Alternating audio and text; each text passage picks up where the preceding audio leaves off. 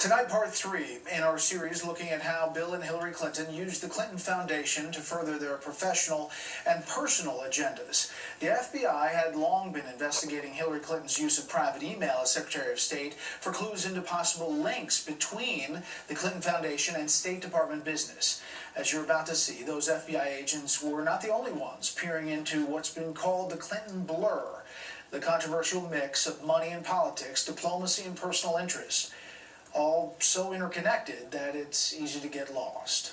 It's so hard when you look at the Clintons to try to figure out where the charity ends and begins, where their profit-making ends and begins, and where their official powers as Secretary of State or Senator ends and begins. And the problem is they all get blurred together. Peter Schweitzer, author of Clinton Cash, took us through a number of these cases. Beginning in 2009, the Swedish telecom giant Ericsson is coming under increasing pressure in the United States because it's selling telecom equipment to repressive governments around the world.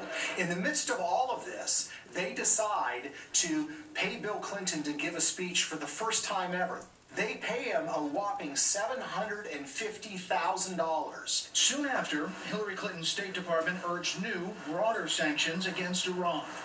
But the guidelines did not include telecom, which is Ericsson's business.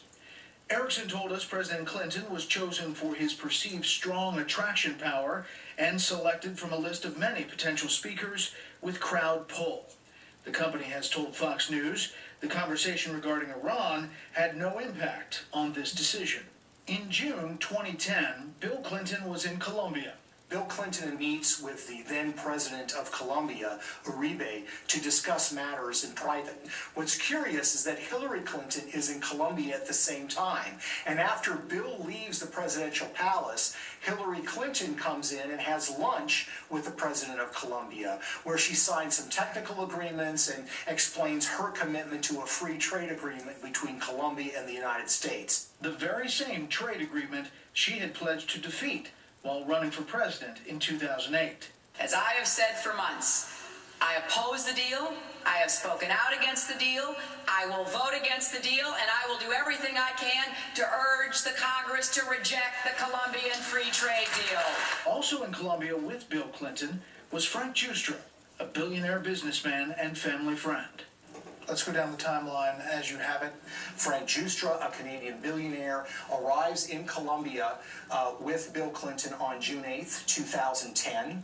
Hillary, at that same time, meets with President Uribe. What's troubling is in that the days that follow, Frank Giustra, who is one of the largest contributors to the Clinton Foundation, sees not one, not two, but actually 3 of his companies get major concessions from the Uribe government in Colombia. Neither President Uribe or Frank Giustra ever responded to our requests for comment.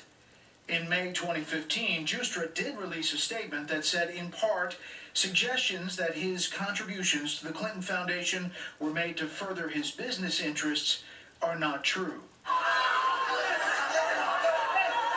After the 2010 earthquake in Haiti, the Clintons pushed for a wireless, phone-based money transfer system, a useful way to allow friends and relatives to send money into the ravaged nation. The problem is the chief beneficiary from the Clintons' initiative is a company called Digicel that is owned by Dennis O'Brien. O'Brien is an Irish billionaire who made his money in the telecom industry. Shortly after the Clintons began reconstruction in Haiti and began handing out contracts, sometime during that period of 2010 or 2011, he made a multi-million-dollar contribution to the Clinton Foundation.